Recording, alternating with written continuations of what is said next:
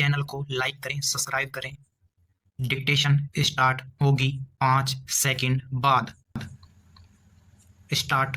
न्यायाधीश महोदय, एकमात्र प्रत्यक्षदर्शी का मृतक के साथ गोली चलाने के समय, जैसा कि प्रथम इत्तला रिपोर्ट में दर्ज किया गया है और पुनः अन्य स्थान से अभियुक्त को अपनी बंदूक से गोली चलाते हुए उसके द्वारा देखा जाना, जैसा कि न्यायालय में साक्ष्य दिया गया है।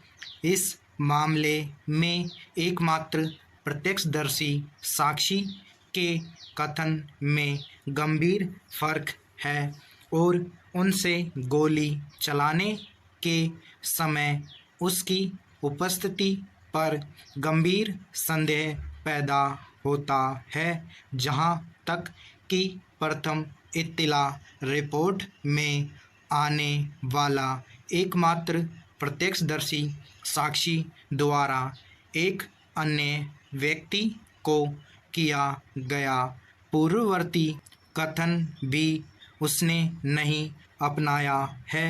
अतः प्रथम इत्तला रिपोर्ट से भी प्रत्यक्षदर्शी साक्षी की विश्वसनीयता का समर्थन नहीं होता, जहां ऐसा साक्षी जो हत्या जैसे गंभीर आरोप को साबित करने के लिए मात्र साक्षी है, दोष सिद्धि कराने के विमर्शित प्रयोजन से अपने साक्ष्य को अभियोजन पक्ष के विशेष मंतव्य के अनुरूप बदल देता है, तो ऐसे साक्षी को विश्वसनीय नहीं माना जा सकता और उसके एकमात्र परिसाक्ष्य पर कोई दोष सिद्ध आधारित नहीं की जा सकती।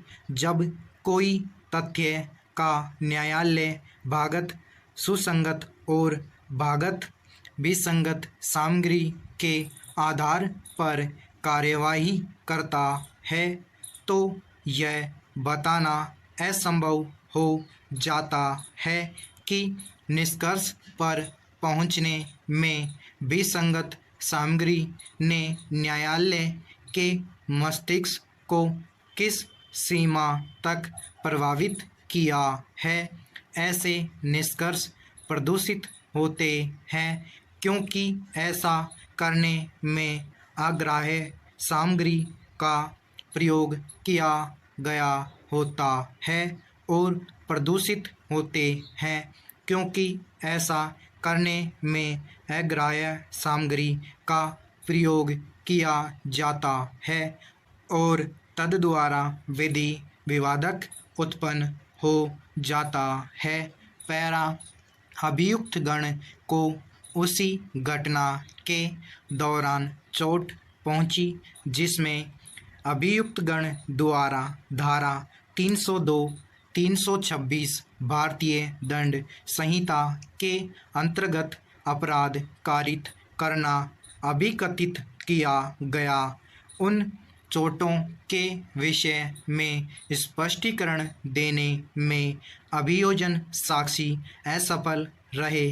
उनका अभिसाक्ष्य इस में अभियुक्तगण संदेह का लाभ प्राप्त करने के अधिकारी थे।